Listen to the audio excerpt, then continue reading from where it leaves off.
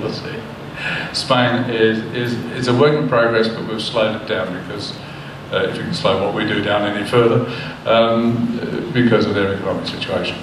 The satellite teams, what satellite teams are in both Western Australia and Queensland, basically the satellites receive a feed from the parent station. So you don't have to build the station, because that's our biggest resource sucker. It takes all of the funds, and together with volunteers from the community, they have their very own radio Lollipop service, and it works very well.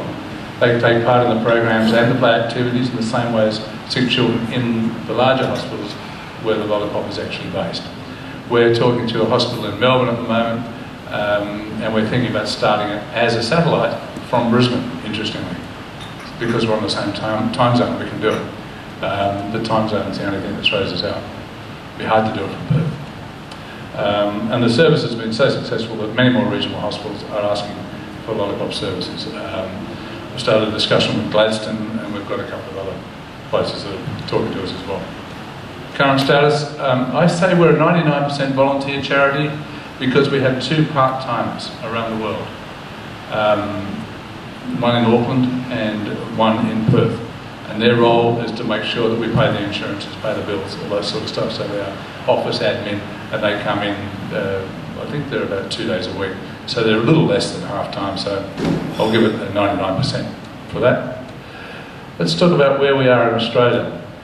There's roughly 4 million children aged under 15 years in Australia. 1/5, roughly, 90% of the population. The children's hospitals treat over 1 million children each year in Australia, and are roughly nearly 530,000, or 8% of the total hospital separations. That's a night in hospital. These are the only figures I can get, 2004 to 05, involve children under 15 years. So that's 530,000 kids under 15 years have spent a night in hospital in a year. There's over 300 children admitted to hospitals every day on average, and a further 3,000 occasions of service or care are delivered. So that includes emergency and stuff like that. And then those stats come from ABS and the Health of Children in Australia, a snapshot.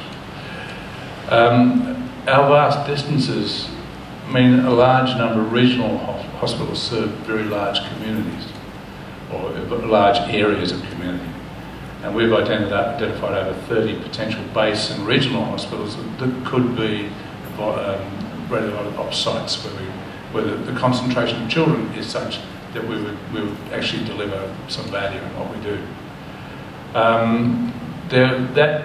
Through those 30 potential base and regional hospitals, that would possibly we could be supporting over 200,000 sick children across Australia each year. That's in addition to those that we already service through the major pediatric thing. So the customer base is big, and the potential customer base is big, and the fact of the matter is it's growing. Children don't stop getting sick, and our population is growing. Funding, we do it all ourselves, and we do it. And there are people who are philanthropically minded, which is wonderful, and they give us kind and they give us money. But basically, we rely on the voluntary efforts of fundraising by the local stations, by the board, and by others. Originally, each station achieves some income through local sponsors and individual donations. The interesting thing about our organisation is, once you set us up, we operate on the smell of an oily rag. Basically, it's just the craft materials and the need to pay licences and insurances and all that sort of stuff. But effectively, once we're set up, it just chugs along, and you don't really need to put a lot into it except volunteer effort. So the MATA has been operating on roughly $40,000 a year in funds required for the last 10 years, I think. That's going to go through the roof when we go to the new Queensland Children's Hospital, which I'll talk about a bit, because it's going to be 1.5 times bigger than what we do.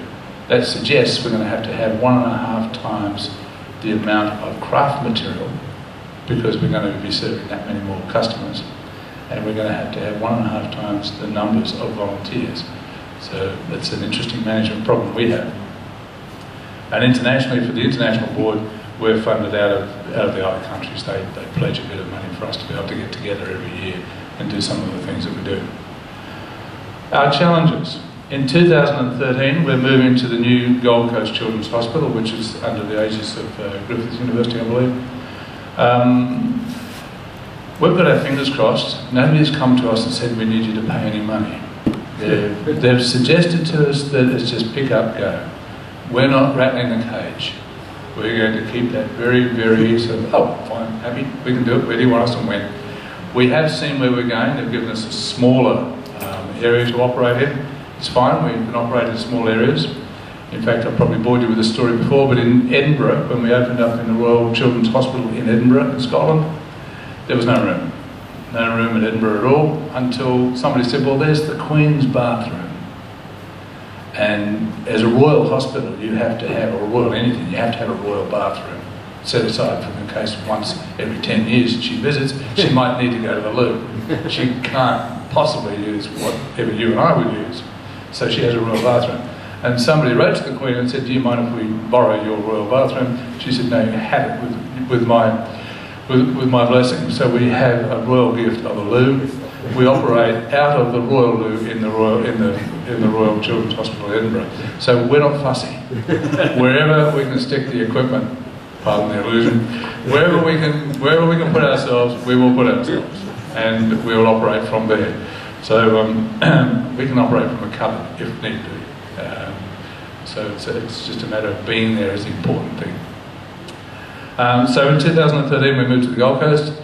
A bigger challenge in 2014 as we moved to the new Queensland Children's Hospital complex, which is next door to the Mater in Brisbane, if you've been there. This is the sticker shock that we're facing at the moment. We've calculated we need about $500,000 to do that. 21 years ago, we raised $108,000 in one day, as it happened, to launch Lollipop into the Mater. All the radio stations in Brisbane got together, and in one day with a radiothon they organised $108,000. They were going for $100,000, and it was great to see them overachieve. So you do whatever that multiple is. That bought the actual broadcasting equipment and set up a studio. So we can do that, we know.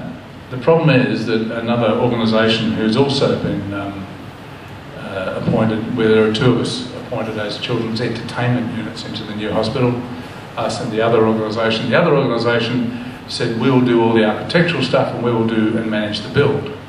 So for a 50 square metre space, we've been given a bill of $325,000, which we're not accepting lightly, I must say, and we're coming back through that. But it is a fact. It will cost us a lot of money. So that's one of the things I'd like everybody to think about today. How can we help get that? Now, we're not sitting on our hands. We've applied for every grant known to man. We're doing that. I've appointed, if you like, an advisory group in Brisbane to help us raise the money specifically for this. And there are some other bits and pieces we're chasing down. But every dollar will help. And I actually think that's a conservative estimate, because we also have to buy the uniforms for 1.5 times the people. We have to buy all of the stuff for the kids to use and to play with. So our running costs go up by at least 150%. I'm hoping we might be able to make it just 100%, but we'll see how we go. So that's a real challenge. The big problem with modern hospital design, and I think they're doing it in the Gold Coast as well, it's a problem is that they're building them as single bed wards. Now there's a reason for that. It's all about infection control, which is terrific, because infection in hospitals is a very dangerous thing. However, the downside of that is that it further isolates the children, and it really underscores the continued and growing need for intervention services, for entertainment services like ours, to come in and actually interact with the kids.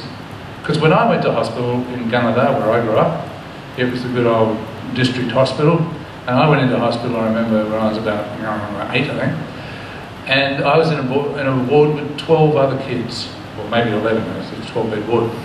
And it was great, because you could have a chat with Johnny down in the corner, and if your mum and dad couldn't come and see you, Johnny or Freddie's mum and dad would always make a point of coming and saying hello, and you never felt isolated. You were just part of it, you became part of that big thing for the 3 or 4 days I was in hospital. The problem now is that doesn't